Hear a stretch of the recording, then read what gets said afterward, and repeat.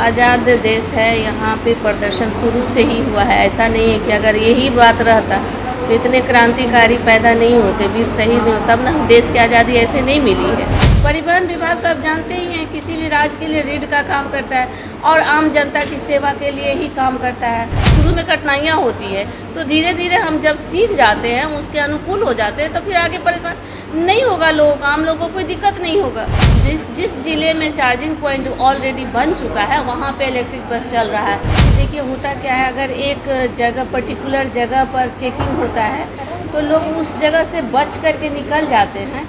तो इसको कुछ दिन तक तो इस तरह से कड़ाई होने से लोगों में सुधार आ जाएगा। लोग ट्रैफिक रूल को, अभी जब हम पटना में चल रहे हैं तो देख रहे हैं कि थोड़ा सा अगर सख्ती बरतने से अभी सभी लोग हेलमेट लगा करके चल रहे हैं, जो पीछे बैठते हैं वो भी और आगे भी, तो उनके हिफाजत के लिए ही है। ऐसा नहीं है कि पर्टिकुलर कोई विभाग की हिफाजत हो रही है, आम जनता के लिए है और हम लोग आम जनता की सेवा करने के लिए। परिवहन विभाग तो आप जानते ही हैं, किसी भी राज्य के लिए रीढ़ का काम करता है और आम जनता की सेवा के लिए ही काम करता है। हर सफ़र हम सफ़र के इरादे से काम करता है। मैम, आपको नहीं लगता कि कोई भी नियम अगर लाना चाहिए तो ऐसा लाना चाहिए कि वो बहुत दिन तक वो कारगर साबित हो, ये नहीं कि बस उसमें बदलाव बदलाव बदलाव।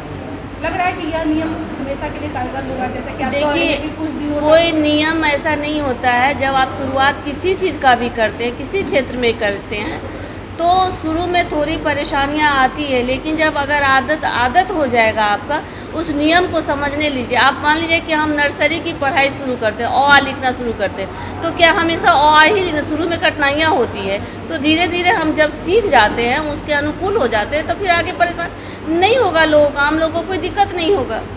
सीएनजी बस की संख्या आपने बढ़ाया है, किस किस रूट पर नए सीएनजी बस चलेंगे और खास करके इलेक्ट्रिक बस की संख्या अभी तक नहीं बढ़ी है। कहा जा रहा था कि दूर शहर को भी कनेक्ट करेंगे, उसके लिए क्या है? देखिए सीएनजी बस जो है वो आप लोग भी जान रहे हैं कि अभी पूरे बिहार में पाइपलाइन उसका बिछ जाएगा। जहाँ तक जो व्यवस्था हो गया है वहाँ तक सीएनजी बस और इलेक्ट्रिक बस का भी है, चार्जिंग पॉइंट बनाने का है। जिस जिले में चार्जिंग पॉइंट ऑलरेडी बन चुका है वहाँ पे इलेक्ट्रिक बस चल रहा है, जैसे गया हो, नालंदा हो, दरभंगा हो, तो जो जगह पहुँच चुके हैं हम लोग, उससे आगे भी हम लोग का प्लानिंग है। जब अभी देख रहे हैं कि मुजफ्फरपुर में देख रहे होंगे कि पाइपलाइन बिछ रहा है, लखीसराय एरिया में भी बिछ गया है, तो जब पूरे बिहार में हो जाएगा तो ऑलरेडी सभी जगह फिर वो सीएनजी और इलेक्ट्रिक बस का संचालन शुरू। जब तक आप पॉइंट का व्यवस्था नहीं करिएगा तब तक तो चल नहीं सकता है। मान लीजिए कि अगर इंटीरियर एरिया में चला दे, वहाँ व्यवस्था नहीं है तो कैसे चलेगी? तो व्यवस्था करना पड़ता है, उसके लिए पाइपलाइन पूरे राज्य में बिछ रहा है। जितना जल्दी काम हो जाएगा उस पर तो आगे सब जिलों में चलेगा। तो कटिहार में जो घटना घटी है उसमें आप क्या कहिएगा? बीजेपी वाले तो आपको घेर रहे हैं। किसी के घेरने या न घेरने का यहाँ सवाल नहीं उठता है। अभी देखिए उससे पहले भी कई तरह का सवाल एक बार हुआ था, वो दूध का दूध पानी का पानी हो गया। और हमारे ऊर्जा विभाग का मामला, ऊर्जा मंत्री हमारे गार्जियन हैं, उन्होंने आप लोग को जवाब दिया ही होगा।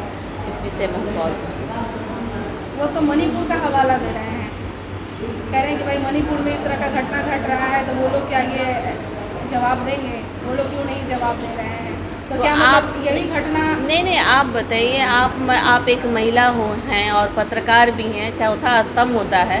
क्या मणिपुर के घटना से आपका मन नहीं बिगड़ा? आप भी तो महिला हैं, महिला होने के नाते आप पे क्या कोई असर नहीं हुआ? जो घटना हुआ ये क्या वो शर्मसार वाली घटना थी कि नहीं थी?